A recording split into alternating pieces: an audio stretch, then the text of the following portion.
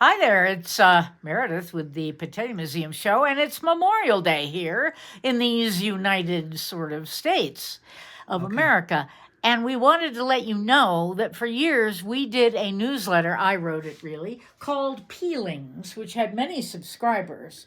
And this one in particular addresses potatoes in wartime. Yeah, and so while researching the theme of potatoes in wartime, I requested to see the British Library's copy of the now rare 1917 book, The Potatoes Order, Defense of the Realm by J.L. Anderson. This volume is an analysis of the necessity for increased British potato production during World War II. My application was returned for the following reason, quote, "It is regretted that this work was destroyed by bombing the London Blitz in World War II in the war."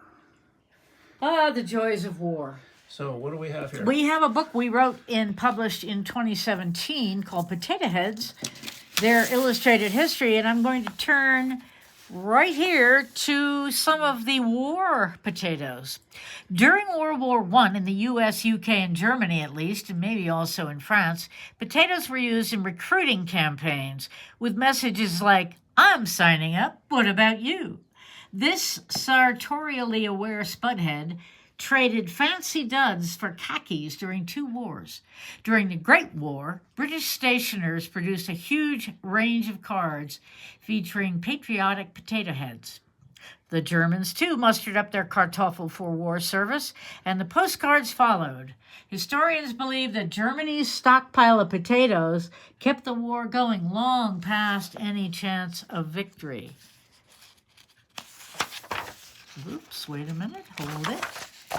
Here's some of the here's some of the pictures, the cards from Germany Kaufland. promoting the potato, using the potato to promote the war effort on the German side. Kids. Similarly, Murphy, evoking the rich Irish-American connection of the potato, stands tall at the plate. I just wish his eyes were gazing in the direction of the mound. Meat supplies could go to feed the troops if spud harvests were increased to feed the home population.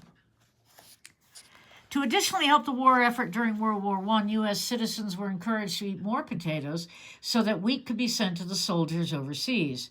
Iowa's Stack and Lukike grocery store window display of Potatriots showed potatoes dressed as soldiers, encouraging both children and adults to remember the fighting men overseas. Look at all those little potato in 1917. Look at that potato as a good soldier. Moving on. First in the lineup of the American World War I garden roster is, guess who? This guy right here. Look at the Uncle Sam expects every war garden to do its duty, and look who's hiding in there. Enemy plotters, cabbage worm, potato bugs, black rust. In a Punch magazine of July 1917, the heroic Brit Tuberhead stands on the cliffs of Dover, thumbing his nose at the Kaiser's U-boat, saying, "Tuber über alles, potato over all." The German blockade of grain imports from British Empire farms meant homegrown potatoes had to pick up the slack. All British commercially grown spuds were slated for soldiers at the front, along with grains. Homebound Brits repeatedly were urged to grow more potatoes for civilian consumption. Yeah, that card was, "I see you're in the trenches at last." These potato heads assume they are sorely missed. During World War I, Brit gardeners greatly increased the yield of potatoes, but there were still shortages.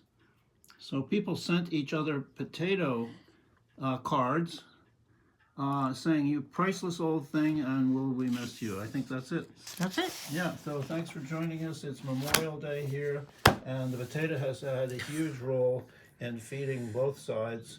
And maybe even us tonight. You never know. Thanks for joining the Potato Museum Show. Potato Museum Show. The Potato Museum Show. Did I say Yeah. that? Okay. Bye.